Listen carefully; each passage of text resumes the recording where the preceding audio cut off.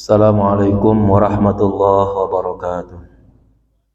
Bismillah walhamdulillah wassalatu wassalamu ala sayyidina Muhammad ibn Abdullah al-qa'im bihuquqillah adada ma fi ilmillah salatan daimatan bidawami mulkillah wa ala alihi wa sahbihi ma daqat illa wa farrajahallah amma ba'du.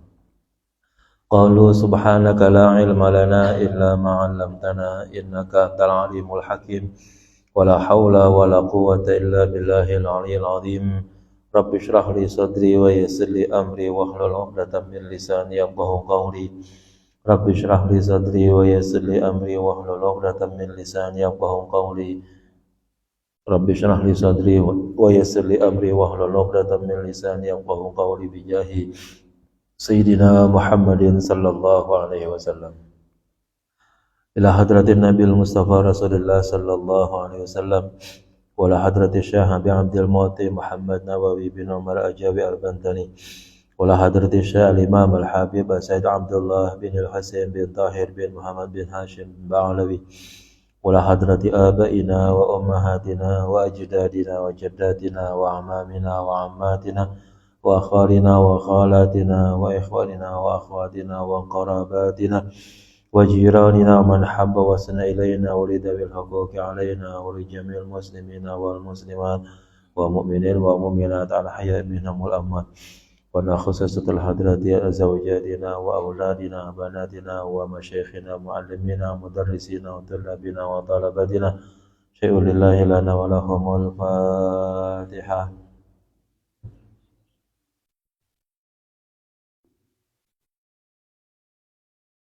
Iya kan.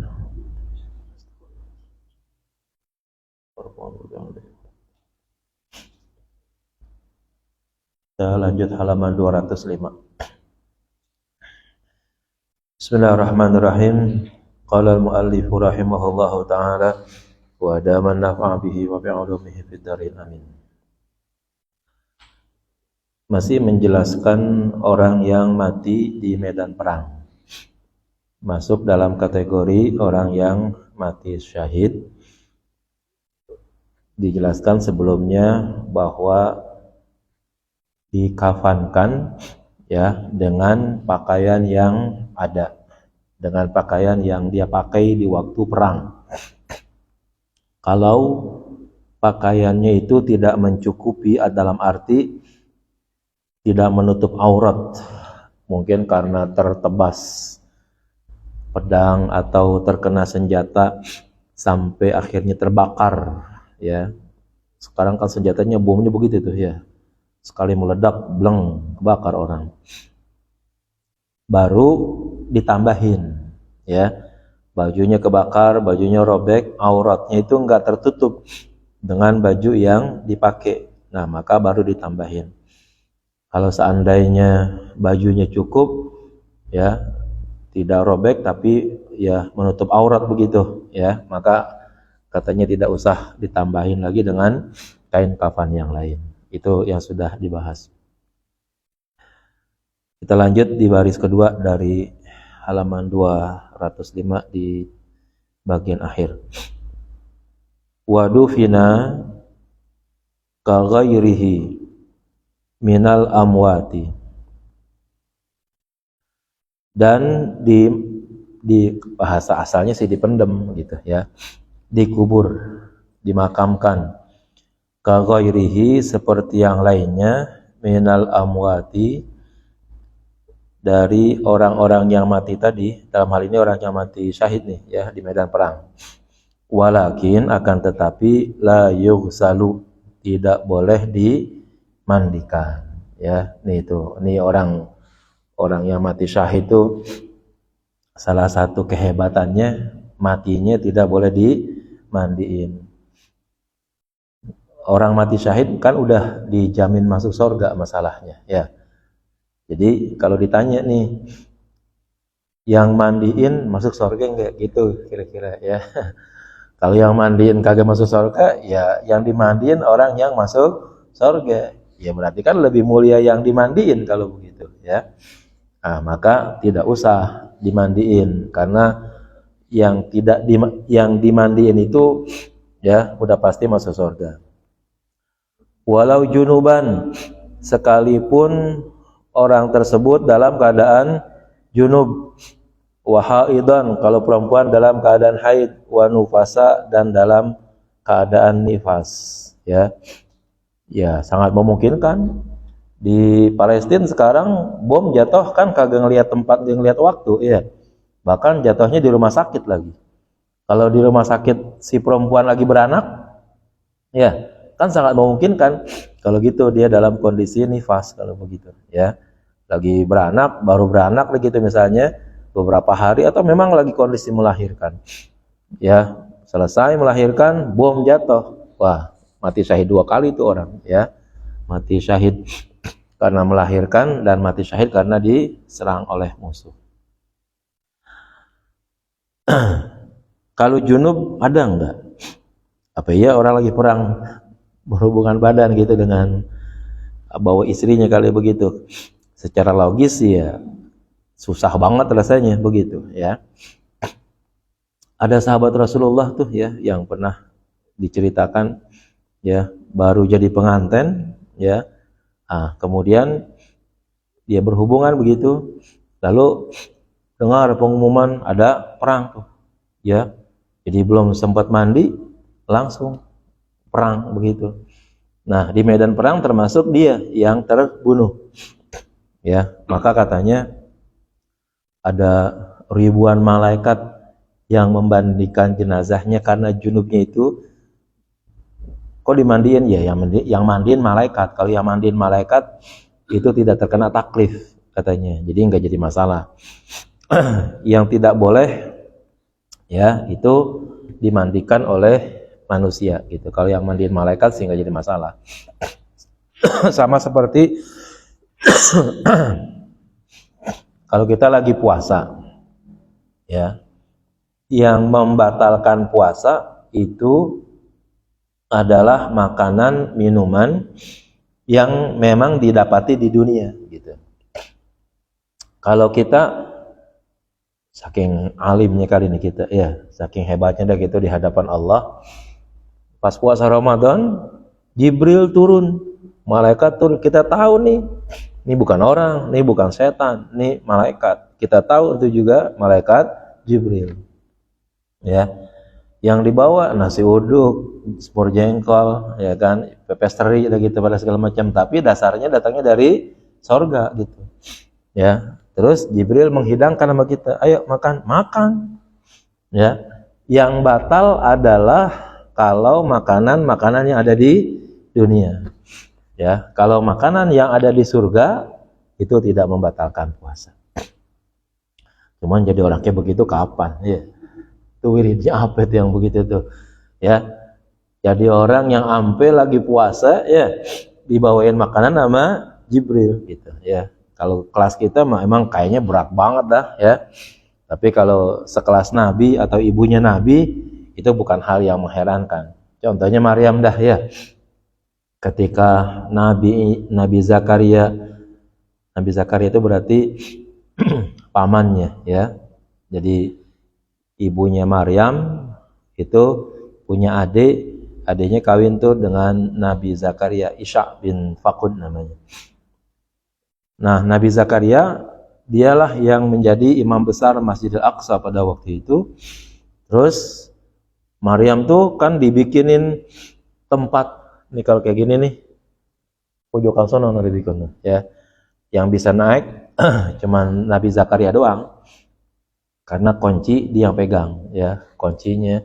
Kalau dari dalam ada kunci khusus untuk keluar, kalau dari luar yang megang adalah Nabi Zakaria. Nah, pada waktu mau jenguk Maryam, karena Maryam bapaknya udah meninggal tuh, Imran.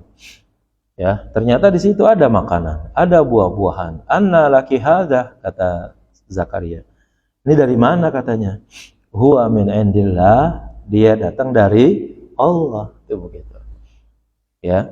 Bahkan makanan yang yang Allah kasih tuh, di situ diceritakan kalau lagi musim dingin ada buah-buahan musim panas, kalau lagi musim panas ada buah-buahan musim dingin. Yang di situ nggak ada gitu. Ya, di kota sekarang Yerusalem namanya berarti itu. Di kota tersebut, di Masjidil Aqsa tersebut musim dingin nih. Ya udah yang ada ya buah musim dingin, ya. Nyari buah musim panas enggak nemu. Ya, tapi di tempatnya Maryam ada gitu, ya. Anna laki hada, dari mana nih? Huwa min indillah, ya, yarzuqu may yasha bighairi hisab. Dia memberikan rizki kepada siapa yang dia kehendaki tanpa ada hisab, tanpa ada perhitungan. Berarti bisa kalau gitu. Ada kasusnya orang yang diberikan rizki oleh Allah yang datangnya bukan dari dunia gitu, ya. Lah kalau buah-buahan musim dingin adanya di musim panas, nyarinya di mana kalau begitu, ya kan? Nggak ada, susah jadinya. Musim durian aja tuh ya, musim durian katanya sih durian buah yang tidak ada musimnya gitu. Tapi kalau lagi kagak ada, ya. Saya pernah nyari sama istri itu, ya, mau beli durian. Sekeliling yang tempat saya tahu tempat durian kosong semuanya, ya. Katanya durian kagak ada musimnya, ya kan. Nah, terakhir kemarin lagi tuh, ya, lagi habis acara tuh kita taker, ya, pulang. Yang guru-guru tuh satu mobil, yuk kita makan nyari durian. Seujung-ujung tempat tukang durian tuh kagak ada. Ya, berarti kalau gitu, ya, walaupun katanya musim sepanjang masa, tapi tetap aja, ya, di waktu tertentu bisa jadi nggak ada. Nah, yang saya inginkan adalah begini. Kalau perkara-perkara yang luar biasa, ya, yang memang datangnya dari Allah, itu tidak mengesahkan, kalau kaitannya dengan syariat nih, itu tidak mengesahkan dan tidak membatalkan jadinya. Contohnya, kalau sahabat Nabi tadi itu dimandiin oleh malaikat, ya boleh-boleh saja, karena dia statusnya tidak mengesahkan mandinya orang yang mati syahid dimandiin oleh malaikat, hanya sekedar takrim, memuliakan, tidak tashih, tidak mengesahkan. Artinya kenapa ya? Orang memang syariatnya nggak boleh dimandiin, tapi dimandiin oleh malaikat, yang nggak jadi masalah begitu, ya. Terus lagi sholat Jumat, ya, itu Imam Syafi'i menetapkan bahwa jumlahnya yang hadir, ya, dengan imam dan khatibnya itu 40 orang. Pas kondisi tertentu sholat Jumat baru dihadiri oleh 39 laki-laki dewasa. Anak-anak kan tidak mengesahkan, ya. Musafir tidak mengesahkan. Datang malaikat Jibril turun, lapor tuh sama khatibnya, sama panitia. Assalamualaikum, ya, saya malaikat Jibril. Nih Mikail, nih Israfil, nih Israel. Mau sholat Jumat di sini, gitu ngomongnya begitu kan. 39 datang malaikatnya 4. Permasalahannya adalah malaikat sehebat apapun dia tidak dinyatakan sebagai makhluk yang terkena taklif, ya.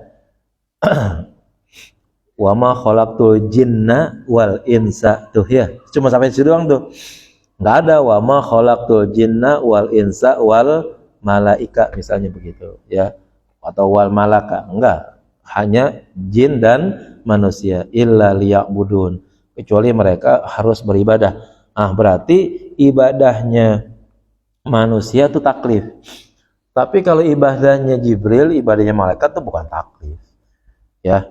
Emang tabiatnya begitu gitu. Tabiatnya Jibril, tabiatnya malaikat itu hidup beribadah, ya.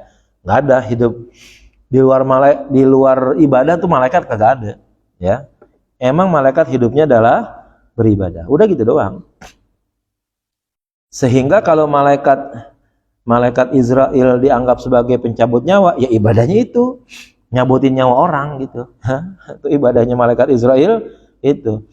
Yang ibadahnya paling jarang tuh malaikat Israfil, ya. Kan nanti baru ibadah kalau dia niup sangkakala, katanya begitu, ya kan. Mau kiamat. Tapi dari sekarang dia udah siap, ya. Bahasa kita lagi nungguin isya dah gitu, ya kan. Udah duduk, udah wirid gitu kan. Udah ibadah utamanya belum dia. Nah, itu ya kayak gitu. Terus tadi makanan dari surga. Kalau makanan dari surga nggak membatalkan puasa ya. Nah, karena datangnya dari surga. Nah, wala yusalla alaihi, dan juga tidak boleh disolatkan atas orang yang mati syahid. Ay yahrumu, lihat tuh ya, hukumnya yaitu haram ghusluhu, memandikannya, wassalatu alaihi, dan juga menyolatkan atas jenazah yang mati syahid tadi itu ya. Sawa'un fi dalikal balighu was-sabiyyu wal hurru wal 'abdu war rajulu wal mar'atu. Sawa'un, yaitu sama saja, fi dalika, di dalam haramnya memandikan dan di dalam haramnya menyolatkan, al balighu ya, orang yang baligh, was-sabiyyu, anak kecil, wal hurru, orang merdeka, wal 'abdu, hamba sahaya, war rajulu, orang laki-laki dewasa, wal mar'atu, dan orang perempuan dewasa. Ya, pokoknya kalau udah mati syahid ya, statusnya itu semua dah sama. Ya, nggak ada yang dibeda-bedakan ya. Emang ada orang mati syahid masih kecil? Ya ada, ya kan? Di Israel di Palestina banyak tuh orang mati syahid. Yang apabila kita pikir secara logis tuh, yang seharusnya nguburin itu yang pantas anak nguburin bapak gitu ya. Yang pantas nih gitu kan, anak nguburin bapak, karena secara umumnya orang mati kan yang tua duluan gitu, walaupun yang muda juga bisa duluan ya kan. Di kita rata-rata yang namanya anak lah yang nguburin bapak gitu. Kalau di Palestina ya terbalik ya, bapak yang nguburin anaknya, ibu yang nguburin anaknya. Ya itu kan berarti masuk dalam kategori orang mati syahid di sana tuh. 5 rawal Bukhariyu an Jabir bin Abdullah, sebagaimana hadis yang diriwayatkan oleh Bukhari dari Jabir bin Abdullah radhiyallahu anhu, semoga Allah meridhoinya. Anna Nabiya sallallahu alaihi wasallam, bahwa Nabi sallallahu alaihi wasallam lam yaghsil qatla Uhudin, tidak memandikan korban ya, korban pembunuhan atau korban perang daripada perang Uhud. Walam yusalli alaihim, dan juga Nabi tidak menyolatkannya ya, menyolatkan mereka. Hakadzalika Al-Hisni, demikian diceritakan oleh Syekh Al-Hisni. Nah ini menjadi dalil nih ya, bahwa pada waktu terjadinya perang Uhud itu ya, Nabi tidak memandikan jenazahnya dan juga tidak menyolatkannya. Kalau tadi dikatakan tidak mengkafankannya, kan tadi udah jelas di sana tuh ya, udah dijelaskan, kemungkinan besar juga pasti tidak dikafankan. Wa qallul ghusli, dan paling sedikitnya memandikan, izalatun najasati, yaitu menghilangkan najis, qabla ghuslihi, sebelum memandikannya. Wahada, dan ini menghilangkan najis, mabniun ala masahhahu Rafi'i, didasari atas apa yang telah disahihkan oleh Imam Rafi'i.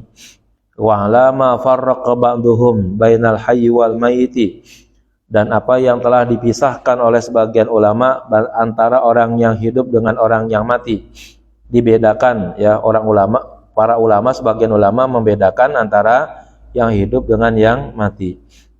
Bi anna hada, bahwa ini akhiru ahdil mayyiti, adalah akhir masa daripada mayit. Fahti talahu, maka diupayakan supaya berhati-hati baginya, bi ijabi akmalil ahwali taharati, dengan mewajibkan keadaan yang sempurna di dalam bersuci, bi khilafil hayyi, berbeda dengan orang yang hidup. Wal mu'tamad, adapun yang pendapat yang kuat, annahu la yustaratu, bahwa sesungguhnya tidak disyaratkan taqaddumu izalatin najasati ya, lebih mendahulukan menghilangkan najis anhu daripada memandikannya, kama asyara ila dzalika ar-Ramli, sebagaimana yang dijelaskan oleh Imam Ar-Ramli. Jadi katanya untuk memandikan jenazah yang paling sedikitnya yang penting najis hilang. Ya, itu begitu. Yang penting najis hilang. Kemudian setelah itu boleh ya meratakan badannya dengan air. Nah, ini penting bagi kita untuk kita ketahui bahwa langkah pertama daripada memandikan jenazah itu sebenarnya bukan memandikannya. Kalau mau diurut-urut nih mestinya nih bersihin najis dulu, ya. Ya kita karena di sini membersihkan najis pakai air, ya mau nggak mau udah kelihatannya seperti orang mandi. Seharusnya nih kalau seandainya si tukang mandi niat, ya, tuh niat pertama dia niatnya saya niat membersihkan najis bagi jenazah ini, itu begitu. Ya, itu berarti ya mulai dari kepala terus sampai ujung kaki, baik yang di luar maupun yang di dalam.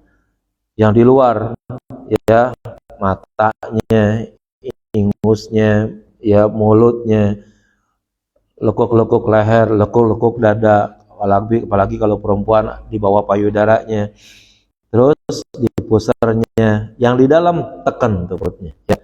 Tekan perutnya, kan udah kagak ada daya rekatnya lagi kan tuh duburnya, jadi pas ditekan mesti keluar kotorannya. Nah, terus sampai ke bawah ke kaki. Itu baru dianggap menghilangkan najis. Nah, nanti kalau di kitab yang lain tuh habis menghilangkan najis ngapain? Wudu dulu. Ya, udah wudu, baru mandi. Itu tuh urutannya yang kalau disamain dengan orang hidup di waktu dia mandi junub, caranya seperti itu. Ya. Kita juga begitu seharusnya. Mandi junub, ya, buang dah tuh kotor-kotoran, bersihin. Habis gitu wudu, habis gitu baru mandi. Selagi kita tidak menyentuh kemaluan kita atau menyentuh dengan cara ya yang tertutup nih tangan kita gitu misalnya, nah itu mandi kita tidak membatalkan wudu kita. Ya, habis mandi ya udah terusin tutup aurat bisa sholat gitu ya. Nah itu wa ta'mimu ay isti'abu jami'i basyarihi wa sya'rihi kama fi ghuslil hayy, dan meratakan ya ta'mim meratakan, isti'ab sama meratakan juga jami'i basyarihi semua kulitnya, wa sya'rihi dan rambutnya, kama fi ghuslil hayy sebagaimana memandikan atau sebagaimana mandinya orang yang hidup, wa in kathufa ya sekalipun tebal, marrotan sekali saja, in amkana biha ya jika memungkinkan satu kali tadi, junuban au haidan au nufasaa, sama saja baik orang yang junub atau orang yang haid atau orang yang nifas. Kalau diguyurin nih sekali guyur dari pala ke kaki udah cukup ya, nggak usah ya mandiin jenazah rapi-rapi kampung banjir gitu. Oh, itu banyak banget kalau gitu airnya ya. Nggak boleh terlalu berlebihan gitu. Banyak kan kalau orang mandiin kayaknya banjir banget tuh rasanya ya. Nah, itu sebaiknya jangan seperti itu. Dibatasi aja airnya ya. Yang penting najis utamanya tuh hilang dah pokoknya ya, najisnya. Adapun mandinya udah secukupnya aja untuk dilewatin di seluruh anggota kulitnya dan juga segala rambutnya. Ya walaupun yang sempurna nanti misalnya karena katanya Nabi atau Allah suka yang witir ya, maka witir yang paling sedikit itu biasanya ada pilihan satu belum tentu nanti jadi sempurna usapannya atau basuhannya, maka bisa jadi 2 atau sampai 3 begitu. Wa illa kalau tidak cukup ya fayajibu takriru, maka wajib mengulang ila husuli ta'mimihi sampai ya dicapai meratanya air ke anggota badan tersebut. Bil ma'il mutahhiri, dengan air yang mensucikan. Li'annahu ghuslun wajibun, karena mandi jenazah itu hukumnya adalah mandi wajib. Fashturital ma'ul mutlaqu, maka disyaratkan dengan air yang mutlak, ya. Enggak boleh air yang sudah ya dipakai misalnya mustakmal dan lain sebagainya. Adapun kalau orang mandiin tuh dicampur airnya dengan kapur barus, dicampur dengan air dadap gitu misalnya, itu sih bagian akhir tuh. Bukan itu yang memandikan itu, ya itu hanya sekedar apa? Kalau pakai kapur barus mungkin untuk apa? Mewangikannya kali begitu. Sebenarnya sih kalau yang namanya daun dadap tuh, air dadap tuh, itu mestinya di awal. Karena air dadap itu tujuannya agar najis atau kotoran-kotoran yang lengket, nah itu bisa terkelupas dengan itu gitu. Nah ini kita banyak kan terbalik ya, nyiramin air dadap tuh, ya udah dimandiin, udah diwuduin, siramin lagi, ya kan? Siramin air dadap, baru kemudian siramin air barus begitu. Ya ini kadang-kadang terbalik tuh seperti itu. Waqalul kafani, adapun sebalik sedikitnya atau sekurang-kurangnya kafan, satiru jami'il badani, yaitu yang dapat menutup semua badannya. Berarti sekalipun cuman 1 lembar, kalau memang kondisinya seperti itu, tapi menutup semua anggota badan ya bagi jenazah tersebut, maka itu dianggap cukup sudah. Enggak harus ya sampai 3 lapis gitu. Itu yang paling rendahnya begitu. Kalau mau sempurna tentu lain lagi. In kufina min ghairi malihi, jika jenazah tadi dikafankan dari selain hartanya, ya, bi an kufina min mali man alaihi nafaqatuhu, misalnya dikafankan dengan harta dari orang yang wajib menafkahkannya, au min baitil mali, atau hartanya dari baitul mal, au minal mauqufi, ya, atau dari harta wakaf, ala tajhizil mauta, atas pengurusan orang mati, au min aghniya'il muslimin, atau dari kalangan orang kaya dari kaum muslimin. Nah, jadi serendah-rendahnya, sekurang-kurangnya kafan itu kalau seandainya kafannya itu bukan dari hartanya, harta dia atau harta keluarganya, ya.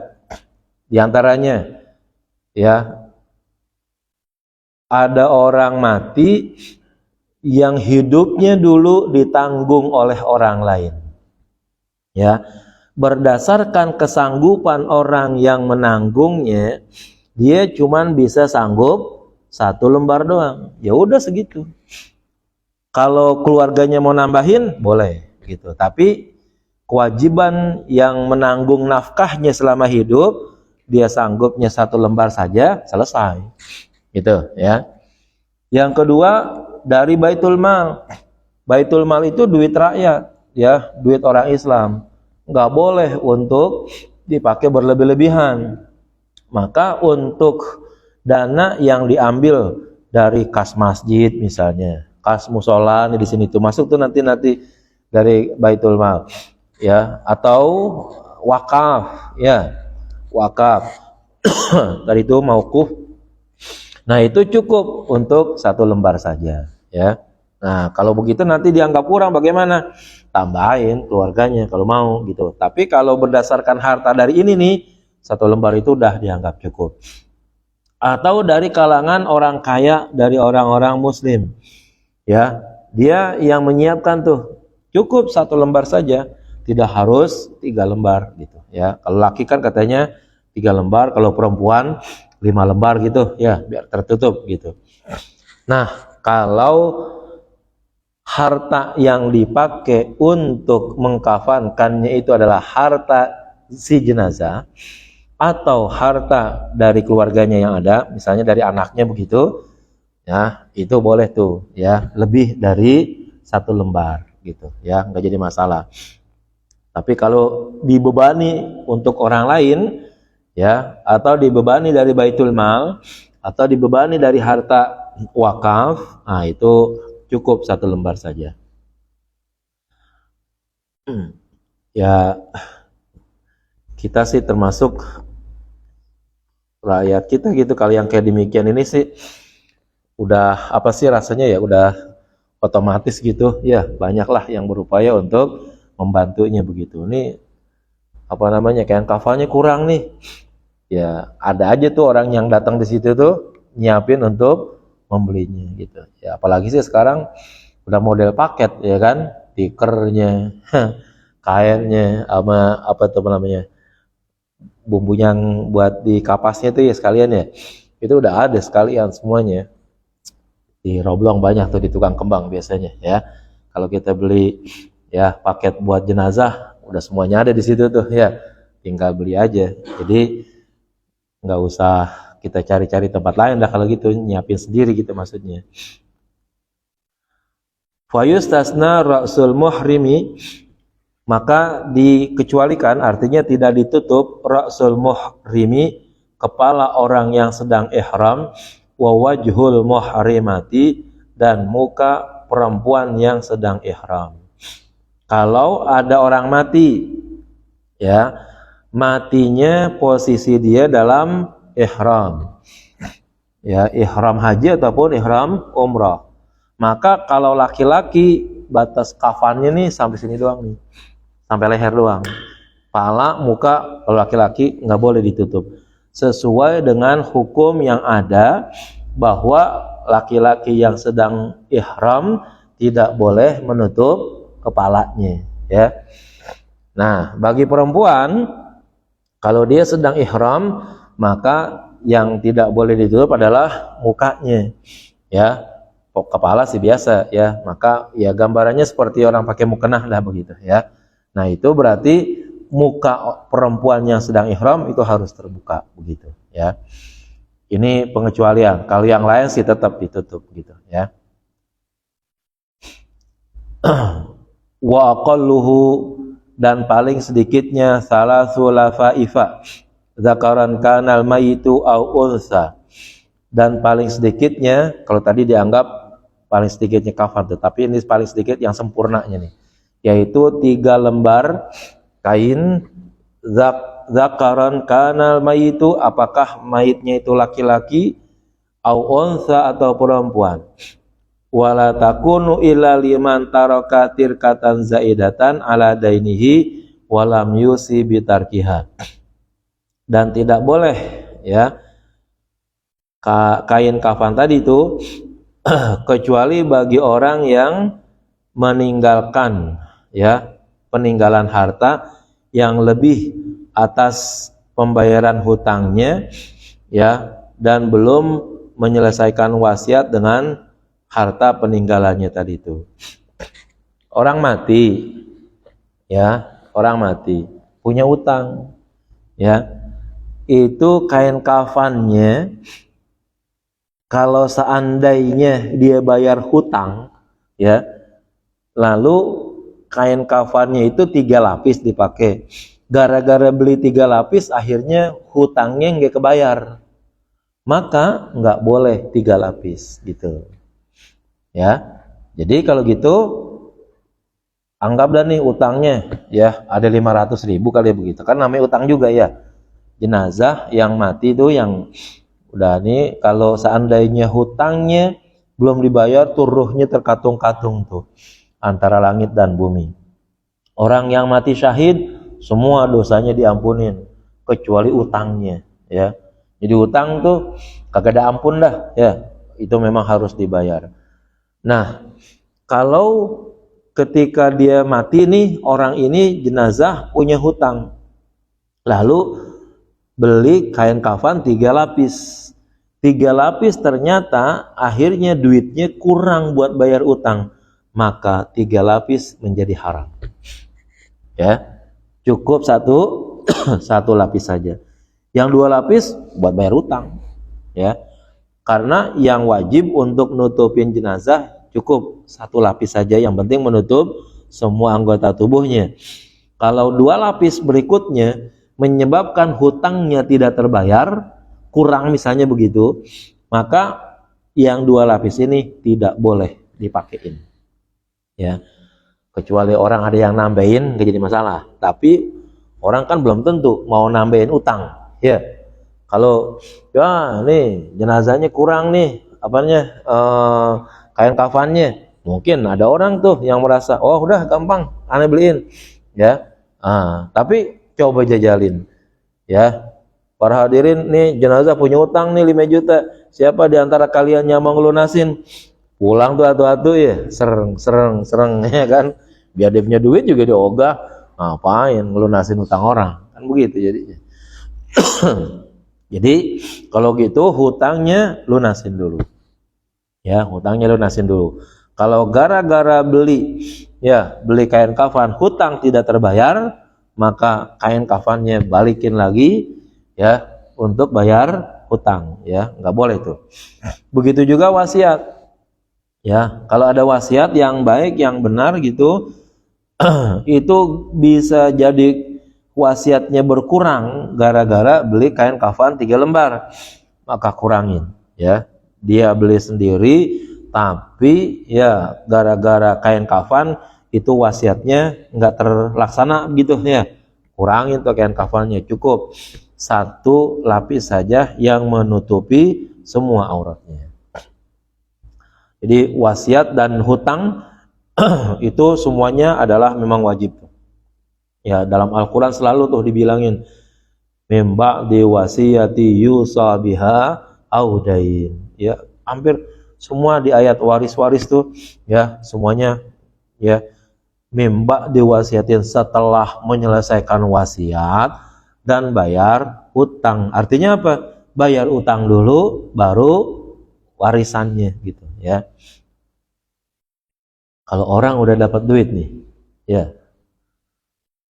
nih 10 juta yang laki, yang perempuan 5 juta, ada sekian orang, habis dipegang tuh duitnya masing-masing sama ahli waris, ya, terus dibilangin, nih babak kita punya utang nih, ya, kan udah dapat warisan tuh, siapa ada yang mau bayarin?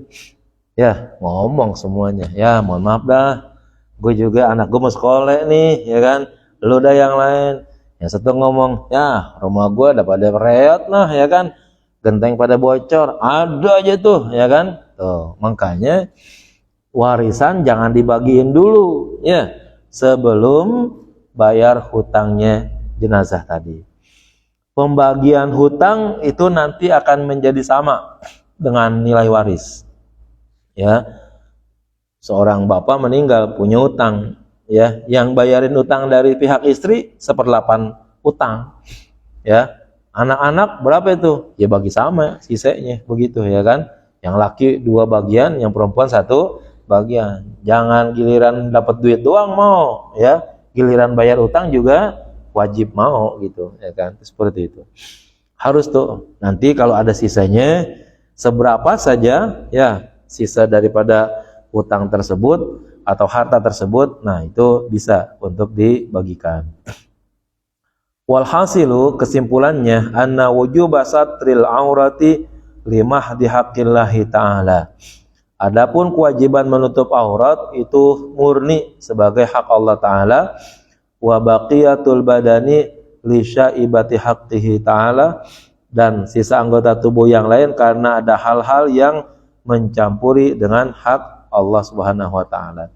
Jadi artinya secara kewajiban sih yang Allah tuntut nih, setiap orang yang mati ya cukup 1 lembar saja gitu. Yang penting menutup aurat gitu. Selebihnya ya itu mungkin ya buat jaga jenazah jangan sampai rusak misalnya, jangan sampai apalah begitu. Itu hanya kepentingan yang lainnya.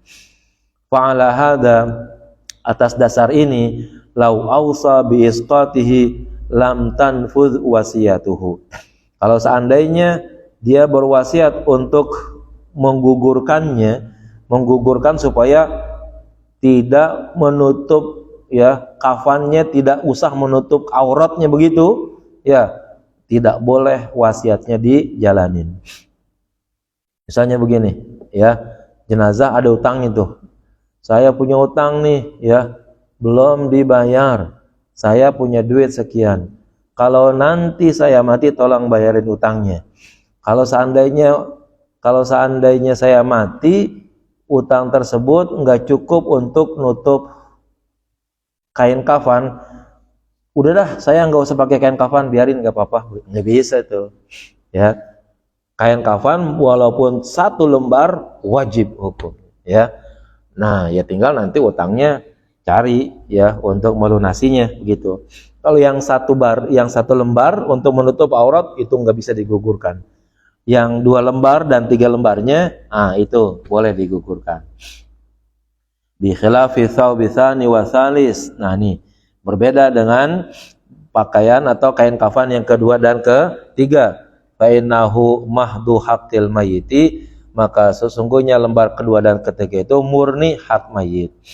Fatajibu fi'luha min tirkatihi, maka wajib melaksanakannya, ya, yang 2 dan 3 tadi min tirkatihi dari harta peninggalannya, malam yusibi isqatihima, selagi dia tidak menggugurkan dalam bentuk wasiat. Jadi yang kain pertama, 1 lembar kain yang wajib menutup aurat, wajib. Apapun, ya, pesan ke apa ke, saya jangan pakai kain kafan, nggak bisa, wajib, ya. Terus lembar kedua dan ketiga, itu hak mayat. Kalau dia punya duit, dia bisa membayar, tidak mengganggu hutangnya, atau dia tidak punya hutang, terus tidak mengganggu warisannya, tidak mengganggu wasiatnya, maka 3 lapis jadi boleh, selagi tidak ada wasiat. Ya, ini ada orang mampu, ya, nanti kalau saya mati, kafannya cukup selembar aja, itu boleh tuh dilaksanakan. Tapi kalau berwasiat untuk tidak pakai kain kafan, nggak boleh, ya. Tapi kalau berwasiat cukup nanti kain kafan saya 1 lembar saja, 2 dan 3-nya nggak usah. Nah, itu boleh dilaksanakan karena hak mayit boleh digugurkan. Tapi kalau hak Allah menutup aurat itu tidak bisa digugurkan. Walam yamna minhuma gharimun mustaghriqun, dan tidak menolak untuk melakukannya 2 hal tersebut oleh pemberi hutang yang menghabiskan keseluruhan harta peninggalan litirkati, ya, bagi peninggalan hartanya. Afada dzalikar Ramli, demikian dijelaskan oleh Imam Ar-Ramli. Gini lagi, jenazah 1 lembar wajib, 2-3 lembar itu ada enggak tadi tuh dia punya hutang, ya. Kalau dia punya hutang, lalu orang yang menghutangi dia bilang, ini gara-gara dia pakai 2-3 lembar kafan nih, utangnya kagak kebayar sama gua, gitu, ya kan? Cabut, udah cabut, ya kan? Kalau tuh yang ngasih utang tuh kagak redo gitu, gara-gara nanti utangnya kebayar, wajib dicabut itu kain kafannya, ya, angkat, jual lagi, bayar utang, ya. Tapi yang ngasih utang, ya, bilang nggak apa-apa dah, ya, ntar utangnya tunda gitu. Nah, itu masih boleh kalau begitu, ya. Ini jenazah punya utang, ya, gara-gara beli kain 3 lapis, utangnya nggak kebayar. Tapi yang ngasih utang bilang, ya udah nggak apa-apa, ntar dah, ya, kalau udah ada utangnya baru dilunasin begitu, ya. Nah, itu nggak jadi masalah. Tapi hati-hatilah, ya, yang namanya hutang itu, ya, segera harus dilunasi.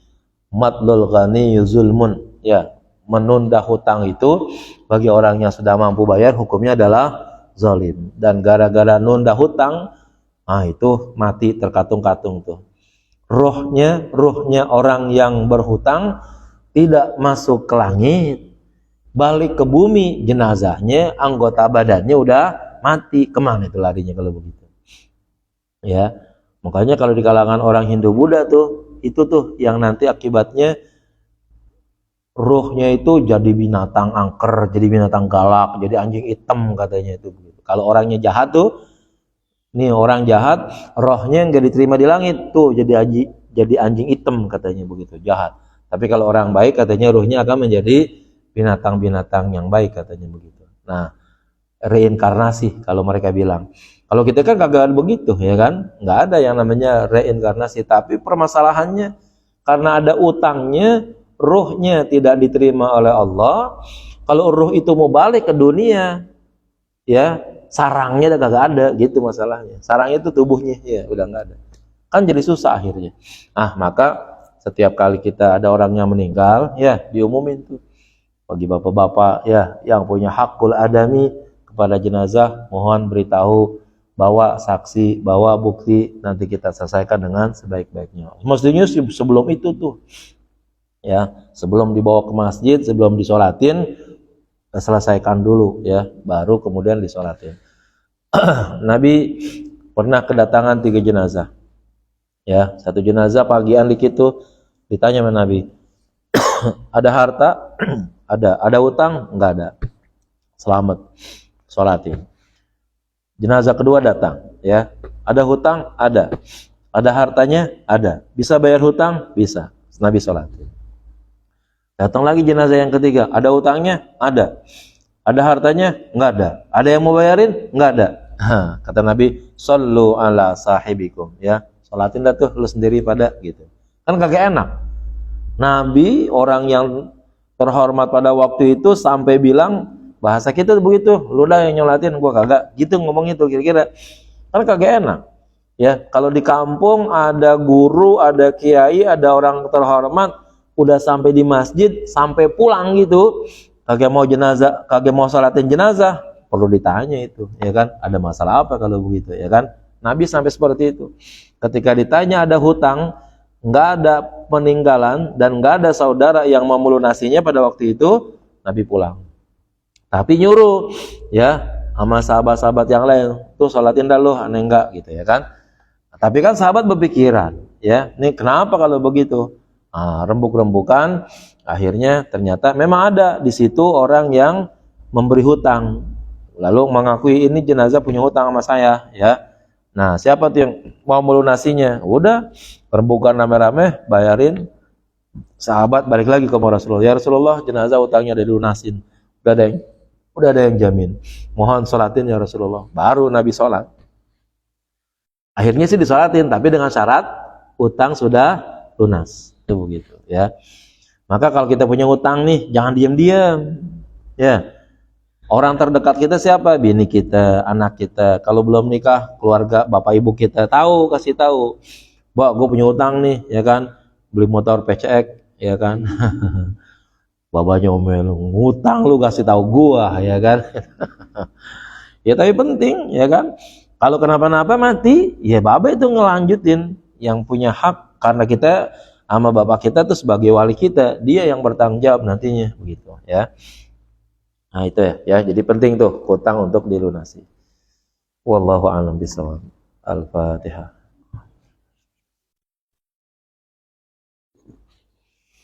Iya kan.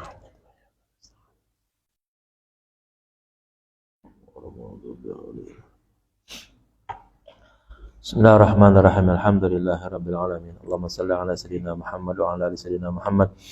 Allahumma rzuqna fahman nabiyyin hafzal mursalin wa sur'atal hamal malaikatul muqarrabin. Allahumma anfa'na bima 'allamtana wa 'allimna ma yanfa'una wa 'allimna ma jahilna. Allahumma ja'alna wa auladana banatina wa dzurriyyatina min ahli wal khair wa la taj'alna wa iyyahum min ahli syarr wa dhair abtan qulubana wa qulubal mutal'arifin wa hadina wa iyyahum siratal mustaqim siratal ladzina an'amta 'alaihim ghairil maghdubi 'alaihim waladdallin. Rabbana atina fid dunya hasanah wa fil akhirati hasanah wa qina adzabannar. Sallallahu alaihi wasallam Muhammad wa ala sayyidina Muhammad walhamdulillahi rabbil alamin. Mohon maaf. Assalamualaikum warahmatullahi wabarakatuh.